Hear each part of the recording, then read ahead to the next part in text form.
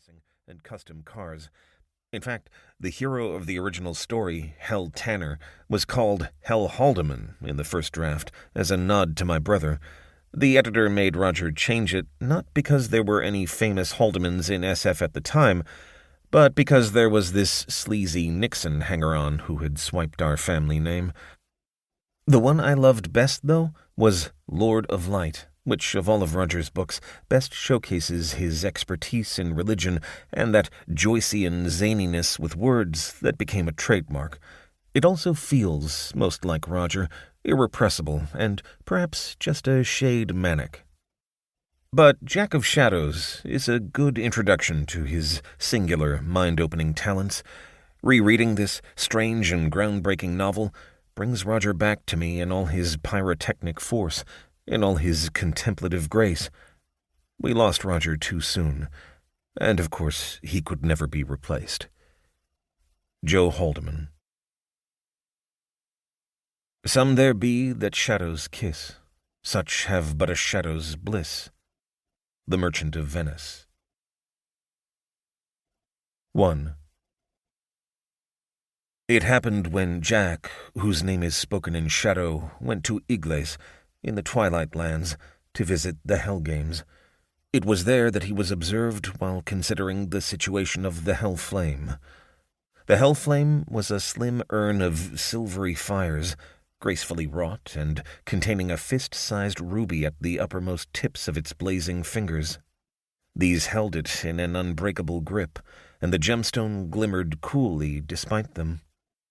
Now, the Hell Flame was on display for all to regard, but the fact that Jack was seen looking at it was cause for much consternation. Newly arrived in Igles, he was first noticed while passing amid lanterns, in line with the other onlookers who were moving through the open-sided display pavilion. He was recognized by Smage and Quasar, who had left their places of power to come to compete for the trophy.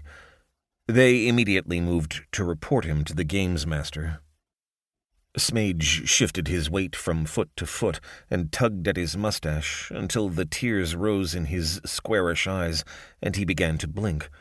He stared up at his giant companion, Quasar, hair, eyes, flesh, all of a uniform gray, rather than regard the colorful bulk of Benoni, the games master, whose will was law in this place. "What do you two want?" he inquired. Smage continued to stare and blink until Quasar finally spoke in his flute-like fashion. "We have information for you," he said. "I hear you.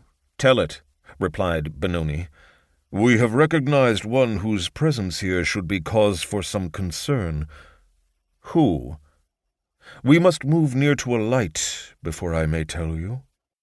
The games master twisted his head on his bulging neck, and his amber eyes flashed as he glared first at the one, then at the other. "If this is some sort of prank," he began. "It is not," said Quasar unflinchingly. "Very well, then. Follow me." He sighed, and with a swirl of his orange and green cloak, he turned and headed toward a brightly illuminated tent. Inside, he faced them once again. "Is this bright enough for you?" Quasar looked about. "Yes," he said. "He will not overhear us." "Who are you talking about?" asked the games master. "Do you know of one called Jack, who always hears his name if it is spoken in shadows?" "Jack of Shadows, the thief?" "Yes, I've heard stories."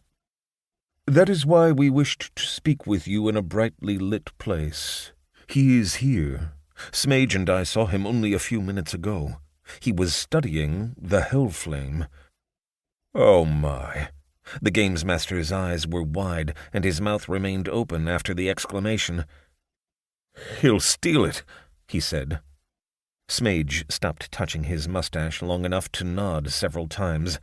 "And we're here to try to win it," he blurted. "We can't if it is stolen." "He must be stopped," said the games master. "What do you think I should do?" "Your will is the law here," said Quasar. "True. Perhaps I should confine him to some lockup for the duration of the games." "In that case," said Quasar,